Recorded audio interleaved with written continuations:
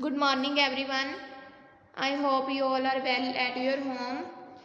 In the previous lecture, we had done our lesson up to the topic Earth. Today, we are going to start topic movements of Earth on page number 113. Chapter number है 10, the solar system. Let's start. Open your books. Movement of the earth. Movement of earth क्या होता है? अर्थ की movement होना, मतलब अर्थ का इधर से उधर जाना. इसमें टू टर्म्स आती हैं, that is revolution and rotation. Revolution का क्या मीनिंग है? The earth moves around the sun. This movement of the earth is called revolution. जब अर्थ मूव करती है ऐसे अराउंड द सन, सूरज के आले द्वारे जब अर्थ मूव करती है उसे हम रेवोल्यूशन कहते हैं. जो अर्थ जब मूव करती है सन के अराउंड तो कितना टाइम लगाती है मूव करने में? 1 ईयर. रोटेशन क्या होता है? The earth spin on its axis. This movement of the earth is called rotation. देखो, एक तो अर्थ खुद की रोटेशन ऐसे ऐसे स्पिन करती है ऑन इट्स साउंड एक्सिस, ऐसे ऐसे घूमती रहती है, और घूमते घूमते वो सन के अराउंड भी पूरा चक्कर काटती है. जब तक वो एक राउंड कंप्लीट करती है तो हम उसे 1 ईयर बोलते हैं. 1 ईयर में सन क्या अर्थ क्या करती है? सन के अराउंड एक चक्कर कंप्लीट करती है, बट वो डेली खुद के अराउंड तो ऐसे घूमती रहती है. तो ऐसे ही डे एंड नाइट्स बनते हैं. The earth spin on its axis, उसे हम रोटेशन कहते हैं. नेक्स्ट है ऑर्बिट. ऑर्बिट क्या होता है? The revolution of earth takes place in a fixed path. जब एक फिक्स किए हुए पाथ में अर्थ रोटेट करती है, रेवोल्यूट करती है, तो उसे हम ऑर्बिट कहते हैं, एक फिक्स पाथ में. नेक्स्ट है सोलर ईयर. सोलर ईयर किसे कहते हैं? अर्थ take 365 1/4 days to complete one revolution. This time period is called a solar year. Earth complete करती है सन के अराउंड 365 1/4 डेज में 1 राउंड कंप्लीट करती है, तो हम उस ईयर में तो हम उसे क्या कहते हैं? Solar year. This time period is called solar year. ये देखो, ये है अर्थ, ये है हमारा नॉर्थ पोल, इधर है south pole. Day and night. देखो, हमारी अर्थ ये क्या है? इक्वेटर, जो अर्थ को 2 हाफ में डिवाइड करता है. तो हमारी अर्थ क्या है? उधर है सन. जो पार्ट हमारी अर्थ का सन की ओर होगा वहां पर तो डे होगा, पर जो पार्ट देखो पीछे वाला पार्ट क्या है? सन से दूर है, तो इधर क्या है? नाइट. जैसे हम देखते हैं कि हमारे रिलेटिव्स बाहर वाली कंट्रीज में रहते हैं, तो हम बोलते हैं कि उधर डे है और इधर नाइट. तो डे और नाइट कैसे बनता है? जो पार्ट अर्थ का सन की ओर है उधर तो डे होता है और दूसरी साइड नाइट होती है. जब ये अर्थ घूम घूम कर ऐसे ये वाला फेस इधर आ जाएगा तो इधर डे हो जाएगा और हमारी ओर नाइट हो जाएगी.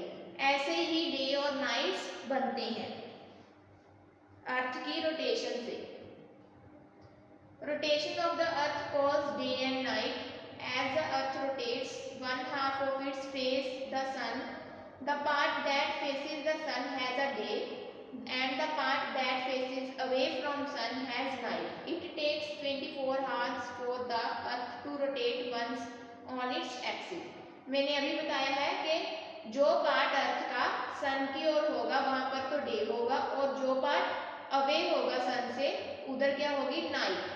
तो ये डे और नाइट का जो टाइम पीरियड है वो कितना होता है? 24 आवर्स. 24 आवर्स में अर्थ जो है अपना एक राउंड अपनी एक्सिस के राउंड क्या करती है? कंप्लीट कर देती है. ऐसे ही हमारे डे और नाइट्स बनते हैं.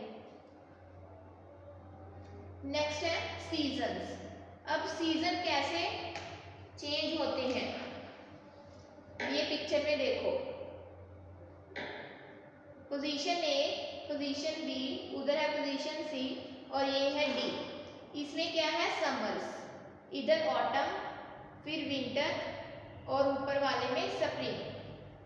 मैं आपको एक्सप्लेनेशन देती हूँ।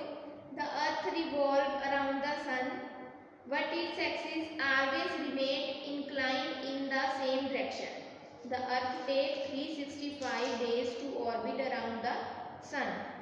हमारी अर्थ जो है सन के अराउंड ऐसे पूरा चक्कर काटने में 365 1/4 डेज लगाती है। सबसे पहले पोजीशन ए में देखो। In position A the north hemisphere is tilted towards the sun and has summer. The south hemisphere is tilt away from the sun and has winter. ये हमारा जो नॉर्थ हेमिस्फीयर है अर्थ का, वो क्या है, सन की ओर है। नॉर्थ हेमिस्फीयर सन की ओर है, तो उधर नॉर्थ हेमिस्फीयर में क्या होगी, समर, गर्मियां होंगी। पर जो हमारा साउथ हेमिस्फीयर है वो सन से क्या है, देखो इधर वाला साउथ है, ये क्या है, दूर है सन से, तो इधर क्या है, विंटर्स। तो समर इधर है जो सन की ओर है, दूसरी साइड क्या है, winters. Days are longer in summers and nights are longer in winters. हमें पता है कि डेज जो समर्स में डेज होते हैं वो लंबे होते हैं और विंटर्स में नाइट्स लंबी होती है, रातें। Position B. In position B days and nights are equal and it is autumn season. Position B, ये कौन सा सीजन है, ऑटम सीजन। इसमें डेज और नाइट्स दोनों इक्वल होती हैं। जितने बड़े डेज होते हैं उतनी बड़ी नाइट होती है, मतलब ये दोनों इक्वल होते हैं, डेज और नाइट। पोजीशन सी में देखो अब।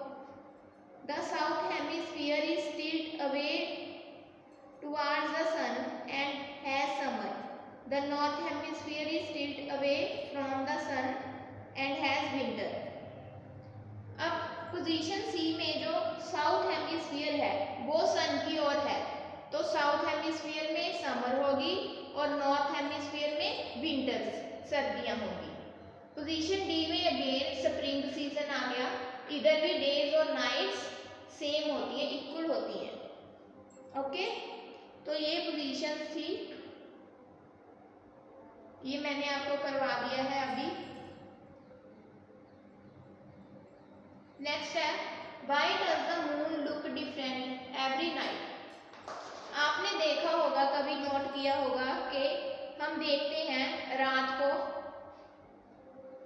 मून जो है हमें हर एक रात में अलग अलग शेप्स में क्यों दिखाई देता है, डिफरेंट क्यों होता है एवरी नाइट, हर एक नाइट पे वो अलग अलग क्यों दिखाई देता है।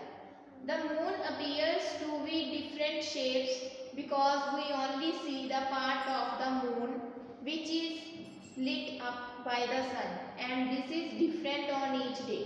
These changes in the moon's shape are called phases of the moon.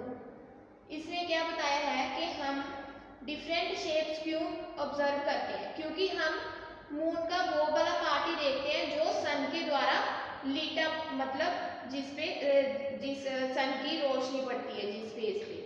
And this is different on each day, तो इसलिए हर एक दिन ये क्या डिफरेंट होता है। जो चेंज होते हैं, चेंजेस आते हैं डेली मून की शेप्स में, उसे हम फेजेस ऑफ द मून कहते हैं। ये पिक्चर्स आपको शो कर रही हैं फेस ऑफ द मून। देखो पहले इतना सा था, छोटा सा फेस, इसे हम क्रिसेंट मून बोलते हैं। फिर कभी हमें हाफ मून भी दिखाई देता है, तो ये हाफ मून होता है, और कभी कभी पूरा फुल मून दिखाई देता है, इसे फुल मून कहते हैं। अगेन हाफ मून और क्रिसेंट मून, फिर अगेन हाफ हो जाता है, फिर छोटा हो जाता है। ऐसे ही ये चक्कर चलता रहता है, पहले इतना होता है, फिर हाफ हो जाता है, फिर फुल, फिर अगेन हाफ, फिर से क्रिसेंट मून। ओके, तो आपका आज का ये explanation reading of chapter complete होती है। मैं आपको वर्कशीट्स की PDF सेंड कर दूंगी। ये देखो वर्कशीट फर्स्ट है, पहले अनस्क्रैम्बल द लेटर्स, हमने सही करके लिखनी है। फर्स्ट है सैटेलाइट, स्पुतनिक, आर्यभट्ट। मैंने ये वर्कशीट आपको करवा दी थी लास्ट लेक्चर में। वर्कशीट 2 देखो, unscramble the letters to make meaningful words. अब हमें यहाँ से क्या पता चल रहा है कि ये कौन सा वर्ड बन रहा है? Rotation, ROTATION,